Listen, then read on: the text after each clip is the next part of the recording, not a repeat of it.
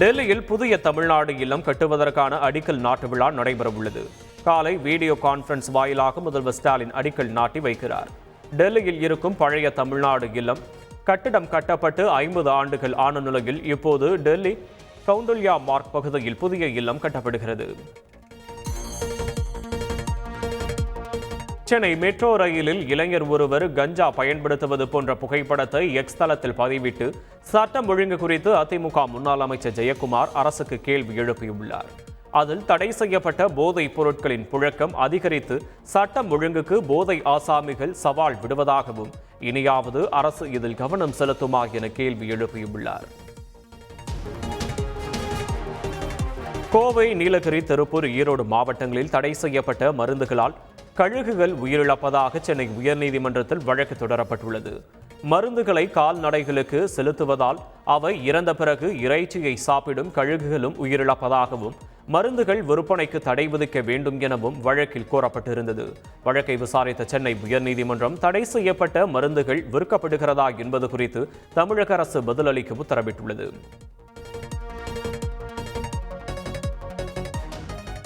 கர்நாடக மாநிலம் கோலார் மாவட்டத்தில் பொதுமக்களை அச்சுறுத்தும் வகையில் இருசக்கர வாகனங்களில் பொருத்தப்பட்டிருந்த அதிக ஒலி எழுப்பும் சைலன்சர்களை போலீசார் பறிமுதல் செய்தனர். பலருக்கு அபராதம் விதித்ததோடு இருசக்கர வாகனங்களிலிருந்து சைலன்சர்களை போலீசார் அகற்றினர். 150க்கும் மேற்பட்ட வாகனங்களிலிருந்து அகற்றப்பட்ட சைலன்சர்களை சாலையில் போட்டு அவற்றை ரோட் ரோலர் மூலம் நசுக்கி அழித்தனர். மதுராந்தகம் அருகே குடித்தண்ணீர் தொட்டியில் மாட்டு சாணம் கலந்தவர்கள் மீது நடவடிக்கை எடுக்க பொதுமக்கள் கோரிக்கை விடுத்துள்ளனர். செங்கல்பட்டு மாவட்டம் அச்சரப்பாக்கம் ஒன்றியத்திற்கு உட்பட்ட பொறங்கால் ஊராட்சியில் வடக்கு காலனி பகுதியில் குடிநீர் குழாயில் துர்நாற்றத்துடன் தண்ணீர் வந்துள்ளது. இதையடுத்து ஊராட்சி மன்ற தலைவருடன் சென்று குடிநீர் தொட்டியில் இறங்கி பார்த்தபோது மாட்டு சாணம் கலந்தது போன்று இருந்ததாக போலீசில் புகார் அளித்துள்ளனர். இதன் அடிப்படையில் கோட்டாட்சியர், காவல்துறை அதிகாரிகள் ஆய்வு செய்துள்ளனர். குடிநீர் தொட்டியில் மாட்டு சாணம் கலந்த நபர்கள் மீது நடவடிக்கை எடுக்க வேண்டும் என பொதுமக்கள் கோரிக்கை விடுத்துள்ளனர்.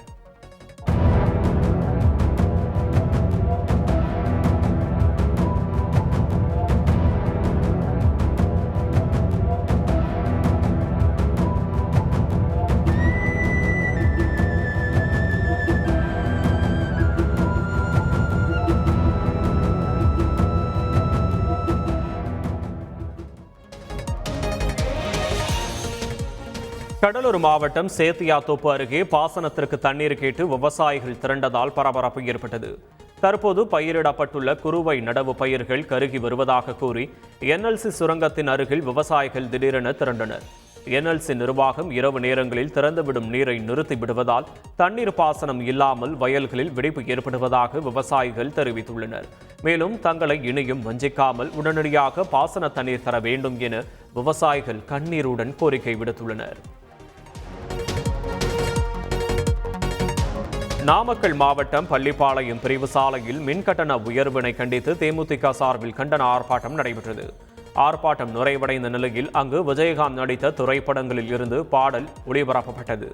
அப்போது அங்கு வந்த மதுப்பிரியர் ஒருவர் பாடலுக்கு ஏற்றவாறு நடனமாடி சிரிப்பலையை ஏற்படுத்தினார். சென்னை விமான நிலையத்தில் பல்வேறு நாடுகளிலிருந்து கடத்தி வரப்பட்ட 1,20,00,000 ரூபாய் மதிப்புள்ள தங்கம், சிகரெட் பறிமுதல் செய்யப்பட்டன. சார்ஜாவில் இருந்து வந்த பயணி தனது உடைமைக்குள் 21 லட்சம் ரூபாய் மதிப்புள்ள 366 கிராம் தங்கம் மறைத்து வைத்திருந்தது கண்டுபிடிக்கப்பட்டது. இலங்கையிலிருந்து வந்த பயணியிடம் ஆபரணமாக கடத்தப்பட்ட 30 லட்சம் ரூபாய் மதிப்புள்ள 497 கிராம் தங்கம் பறிமுதல் செய்யப்பட்டது. துபாயிலிருந்து வந்த 2 பயணிகள் வெள்ளி முலாம் பூசி 39 லட்சம் ரூபாய் மதிப்புள்ள 781 கிராம் தங்க நாணயங்களை கடத்தியதும், மற்றொரு பயணி 30 லட்சம் ரூபாய் மதிப்புள்ள 1200 சிகரெட்டுகளை கடத்தியதும் கண்டுபிடிக்கப்பட்டது. மின்கட்டண உயர்வை திரும்ப பெற வேண்டும் என்பதை வலியுறுத்தி கடலூரில் மார்க்சிஸ்ட் கம்யூனிஸ்ட் கட்சியினர் ஆர்ப்பாட்டத்தில் ஈடுபட்டனர். மின்விசிறி, மிக்சி, கணினி, ஏர் கூலர் உள்ளிட்ட மின் சாதனங்களுக்கு மாலையிட்டு கருப்புரம் காட்டி நூதனமான முறையில் கம்யூனிஸ்ட் கட்சியினர் போராட்டத்தில் ஈடுபட்டனர். மேலும் தமிழக அரசுக்கு எதிராக கண்டன கோஷங்களை எழுப்பி ஆர்ப்பாட்டம் செய்தனர். மின் கட்டண ஏற்பாடு கணக்கீடு செய்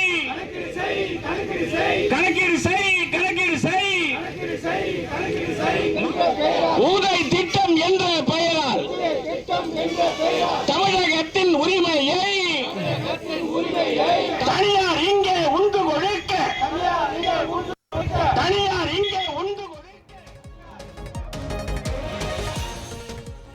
நீலகிரி மாவட்டத்தின் பல பகுதிகளில் பலத்த காற்றுடன் மழை பெய்து வருகிறது. உதகை, குந்தா, குன்னூர் உள்ளிட்ட பகுதிகளில் மழையுடன் பலத்த காற்று வீசி வருவதால் பல இடங்களில் மரங்கள் வேரோடு சாய்ந்து விழுந்தன. குன்னூர் அருகே உள்ள கேத்தி காவல் நிலையத்தின் மீது ராட்சச மரம் விழுந்ததால் கட்டிடம் இடிந்து சேதமடைந்தது. அதிர்ஷ்டவசமாக காவலர்கள் உயிர் தப்பினர். மரம் விழுந்ததால் கேத்தி சாலையில் போக்குவரத்து பாதிப்பு ஏற்பட்டது. தீயணைப்பு துறையினர் விரைந்து விழுந்த ராட்சச மரத்தை வெட்டி அகற்றும் பணியில் தீவிரமாக ஈடுபட்டனர்.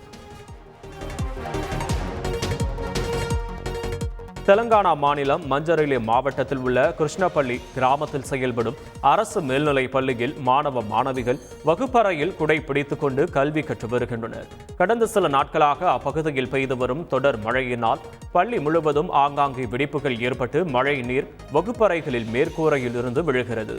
இதனால் மாணவ மாணவியர் குடை பிடித்துக் கொண்டு கல்வி கற்று வருகின்றனர். இதுகுறித்து சமூக ஆர்வலர்கள் சமூக வலைதளங்களில் பதிவிட்டு இடியும் அபாயத்தில் உள்ள இந்த பள்ளியை உடனடியாக சீரமைக்க கோரியுள்ளனர். வெளிநாடுகளிலிருந்து சட்டவிரோதமாக பணம் பெற்று செயல்படும் பீட்டா உள்ளிட்ட விலங்குகள் நல அமைப்புகளின் உரிமங்களை தள்ளுபடி செய்ய கோரி சென்னை உயர்நீதிமன்றத்தில் வழக்கு தொடரப்பட்டது. ஆனால் குற்றச்சாட்டுகளில் உண்மை இல்லை என மத்திய அரசு பதிலளித்தது. இதன் தொடர்ச்சியாக உயர்நீதிமன்றம் வழக்கை முடித்து வைத்துள்ளது. சென்னை புழல் அருகே நீர்நிலை ஆக்கிரமிப்பு பகுதிகளில் கட்டப்பட்டிருக்கும் வீடுகள் அகற்றும் பணி 2வது நாளாக நடைபெற்றது. உயர்நீதிமன்ற உத்தரவுப்படி 70க்கும் மேற்பட்ட வீடுகளை காலி செய்து அப்புறப்படுத்துமாறு நோட்டீஸ் வழங்கப்பட்டிருந்தது. ஏற்கனவே எம்ஜிஆர் நகர் பகுதியில் வீடுகள் அகற்றப்பட்டிருந்த நிலையில் காஞ்சிநகர் பகுதியில் 30க்கும் மேற்பட்ட வீடுகள் 6 மீன் பண்ணைகள் அகற்றப்பட்டது. 100க்கும் மேற்பட்ட காவலர்கள் குவிக்கப்பட்டு ஜேசிபி இயந்திரம் மூலம் வீடுகள் இடித்து அகற்றப்பட்டன.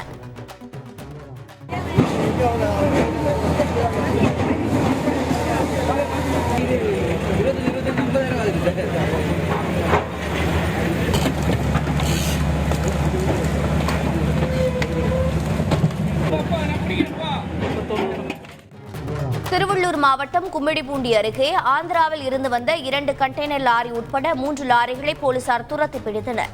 அதில் ஒரு கண்டெய்னர் லாரி உட்பட 2 லாரிகளில் தமிழக அரசால் தடை செய்யப்பட்ட குட்கா பொருட்கள் இருப்பது தெரியவந்தது.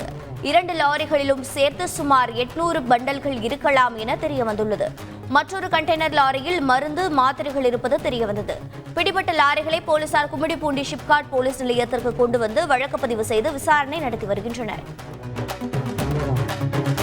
சென்னை கிண்டியில் சாலையில் தீப்பிடித்து எரிந்த காரால் போக்குவரத்து பாதித்தது.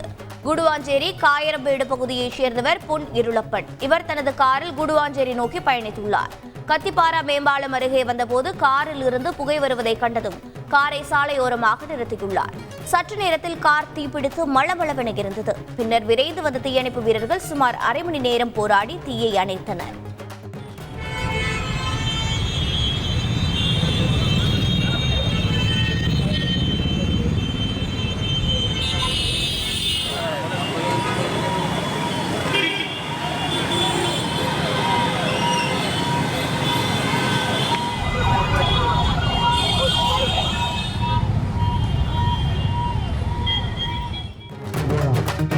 பாமக நிறுவனர் ராமதாசின் பிறந்த நாளை முன்னிட்டு திருவள்ளூர் மாவட்டம் கும்மிடிப்பூண்டியில் பாமகவின் பாட்டாளி ஆட்டோ ஓட்டுநர் சங்கம் சார்பில் நிகழ்ச்சி நடைபெற்றது.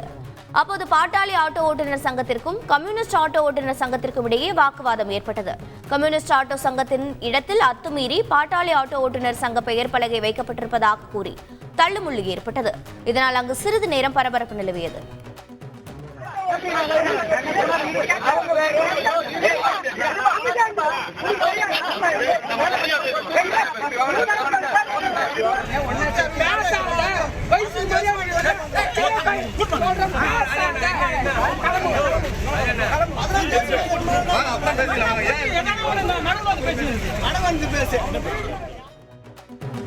நகைக்கடைக்குள் புகுந்து நூதன முறையில் தங்க நகையை திருடி சென்ற பெண் குறித்து போலீசார் விசாரணை மேற்கொண்டு வருகின்றனர். சென்னை புளியந்தோப்பு திம்லஸ் சாலையில் மனோஜ்குமார் என்பவர் நகைக்கடை நடத்தி வருகிறார். இவரது கடைக்கு அதே பகுதியைச் சேர்ந்த பெண் ஒருவர் நகை வாங்க வந்த நிலையில் மனோஜ்குமாரின் கவனத்தை நாசுக்காக திசை திருப்பியவர் கடையில் இருந்த 4 சவரன் நகையை திருடி அதற்கு பதிலாக தான் கொண்டு வந்த கவரிங் நகையை வைத்துவிட்டு தப்பி சென்றிருக்கிறார். புகாரின் அடிப்படையில் சம்பவம் குறித்து வழக்கு பதிவு செய்திருக்கும் போலீசார் திருட்டில் ஈடுபட்ட பெண்ணை வலைவீசி தேடி வருகின்றனர்.